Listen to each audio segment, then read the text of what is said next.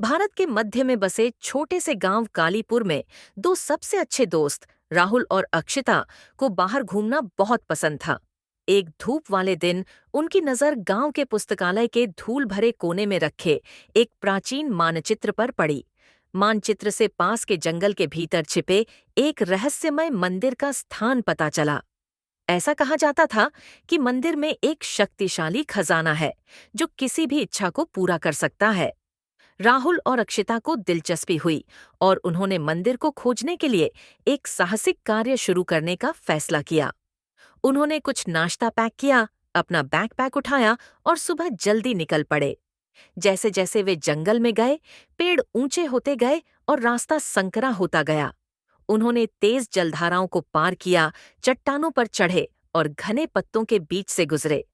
अचानक उन्हें एक अजीब सी आवाज सुनाई दी। ऐसा लग रहा था मानो कोई उनका पीछा कर रहा हो। वे इधर उधर घूमे, लेकिन कोई नजर नहीं आया। चलो आगे बढ़ते रहें, राहुल फुसफुसाए। हम लगभग वहां पहुंच चुके हैं। कुछ और घंटों तक चलने के बाद वे अंततः मंदिर तक पहुंच गए। यह जटिल नक्काशी और रहस्यमय प्रतीकों वाली एक शानदार संरचना थी। जैसे ही उन्होंने अंदर कदम रखा, उन्होंने खुद को एक भव्य हॉल में पाया जिसके केंद्र में एक बड़ा पत्थर का मंच था। आसन के शीर्ष पर एक छोटा चमकता हुआ क्रिस्टल रखा हुआ था।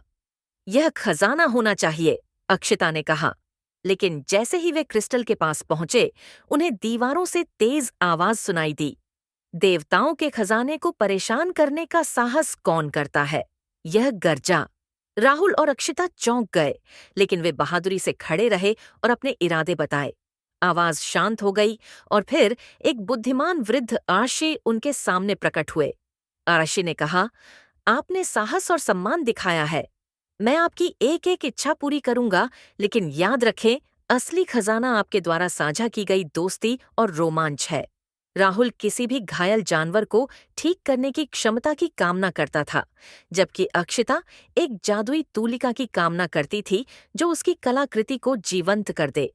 अपनी इच्छाएं पूरी होने पर वे अपनी उपलब्धि पर गर्व महसूस करते हुए और पहले से ही अपने अगले साहसिक कार्य की योजना बनाते हुए मंदिर से चले गए।